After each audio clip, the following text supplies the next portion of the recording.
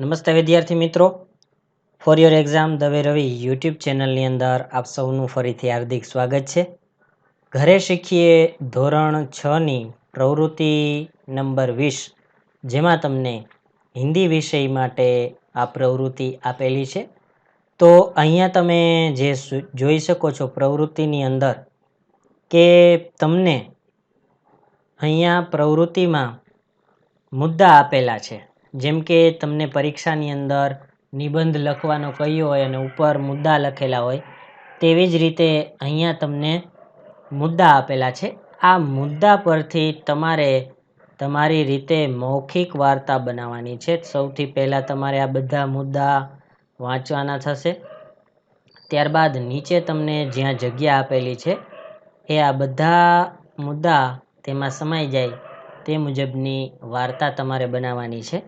તો આ જે છે એ તમારે તમારા મગજથી જે વાર્તા જે છે એ બનાવવાની છે.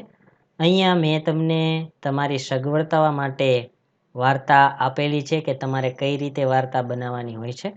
જો તમે લખવા માંગતા હોય તો સાથે સાથે લખતા જજો. વાક્ય બોલાઈ ગયા બાદ તે વાક્ય જતું રહેશે. તો હવે એ વાર્તા અહીંયા જોઈએ. एक राजा था, उसका नाम विक्रम था। राजा का उसकी प्रजा बहुत आदर करती थी। एक दिन एक बूढ़ी औरत अपने पोते के साथ राजा के महल में आती है, लेकिन सिपाही उसे अंदर नहीं जाने देते। वह बाहर इंतजार करती है। जब दोपहर को राजा बाहर आते हैं, तब वह बूढ़ी औरत राजा से मिलती है और वह राजा को बताती है कि मेरा बेटा आपके यहाँ युद्ध में मारा गया है और उसका लड़का है रामू, जो अभी 10 साल का ही है।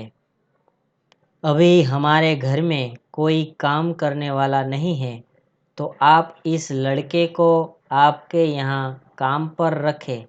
लेकिन राजा ने मना किया। राजा ने कहा कि अभी उसकी उम्र पढ़ने की है, मैं इसे काम नहीं दे सकता। मैं तुम्हें मुफ्त में राशन दे सकता हूँ, तुम राशन ले लो। लेकिन बुढ़िया ने मना किया। लेकिन राजा ने कहा कि बच्चा पढ़ेगा नहीं तो क्या काम करेगा, हम उसे काम नहीं दे सकते। लेकिन बुढ़िया तश की मश नहीं हुई। उसने राजा की एक भी बात नहीं मानी और बहुत विनती करने पर राजा ने कहा ठीक है, वह हमारे यहाँ रहकर पढ़ेगा। एक दिन की बात है, राजा को सेनापति ने आकर कुछ कहा और वह बात सुनकर राजा बहुत चिंतित हो गए। उसके बाद देखते हैं, रामू वहीं पर खड़ा था और उसने देखा कि राजा बहुत चिंतित है और उसने राजा से कहा कि मैं कुछ करूं। सेनापति को हुआ कि एक छोटा लड़का क्या करेगा, लेकिन उसने सोचा कि कोई बड़ा काम तो नहीं कर सकता, पर कुछ छोटा काम कर सकता है। इसीलिए उसे कहा कि तुम अंधेरे से डरोगे। तो बच्चे ने कहा कि नहीं, मैं अंधेरे से नहीं डरूंगा। तो फिर रात को जंगल में गए। वहाँ पेड़ के नीचे एक छोटी सी जगह थी। सेनापति ने रामू को वहाँ बिठा दिया और रामू वहाँ पर बैठा था तो सेनापति कहीं चला गया। तब रात को बहुत डरावनी आवाज़ आ रही थी और रामू ने देखा कि आधी रात को 2 लोग आए और सेनापति के साथ कुछ बातें कर रहे थे। यह देख रामू को कुछ गलत हो रहा है ऐसा महसूस हुआ और रामू ने उसकी सारी बातें सुनी। फिर सुबह होते ही वह सेनापति के साथ वापस आ गए।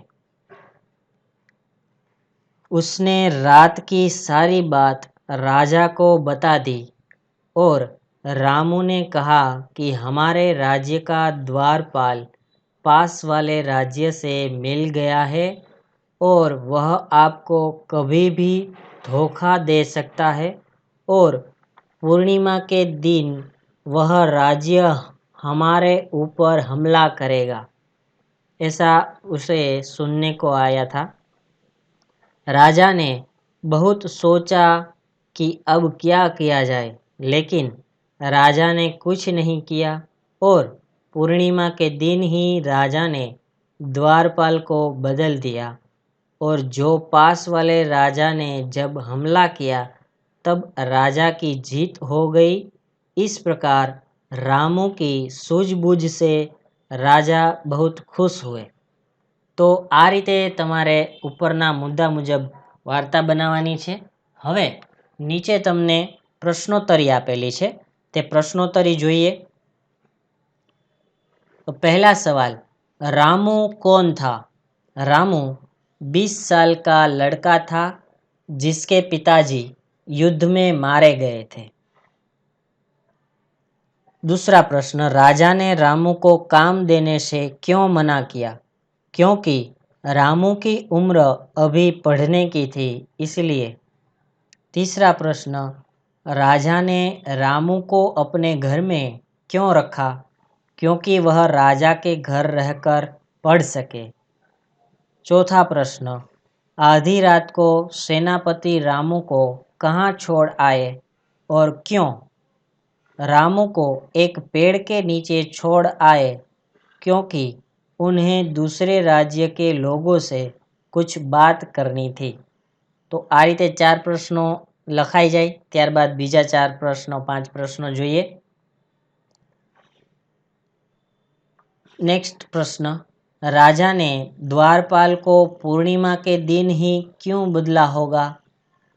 पूर्णिमा के दिन ही बदला जिससे उन्हें ये पता ना चले कि राजा को उसकी साजिश का पता चल गया है। नेक्स्ट, राजा ने रामू को ही जंगल में क्यों भेजा?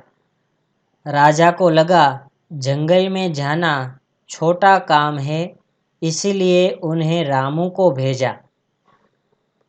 राजा की जीत क्यों हुई? राजा ने पूर्णिमा के दिन द्वारपाल को बदल दिया था, इसलिए। आपको पूरी कहानी में कौन सा पात्र पसंद है और क्यों? रामू का पात्र पसंद है क्योंकि वह नीडर है। हवे आगळ जोईए। अब कुछ शब्द के अर्थ अपनी मातृभाषा में लिखिए। આવું તમને એક ટાઇટલ આપેલું છે, એટલે કે હિન્દી શબ્દનું તમારે ગુજરાતીમાં અનુવાદ કરવાનું છે, જેમાં સૌપ્રથમ આપેલું છે સેનાપતિ, એટલે કે સિપાહી અથવા સેનાપતિ। બીજું છે દ્વારપાલ, તો તેમાં દ્વારપાળ। ત્રીજું છે પૂર્ણિમા, અનુવાદ પૂનમ। ચોથું इंतजार, प्रतीक्षा। પાંચમું जीत, तो तेमा जीत अथवा विजय। मित्रों, विडियो जो तमने गम्यो होय तो एक लाइक जरूरथी आपजो अने अन्य विद्यार्थीओ सुधी आ विडियोने जरूरथी शेर करजो, तेथी ते पण धोरण 6 नी प्रवृत्ति घरे शीखीए नी अंदर आ वस्तु लखी सके। फरी पाछा मळीशुं नवी प्रवृत्ति साथे, त्यां सुधी अमारी चेनल साथे जोडायेला रहेजो। आभार मित्रों।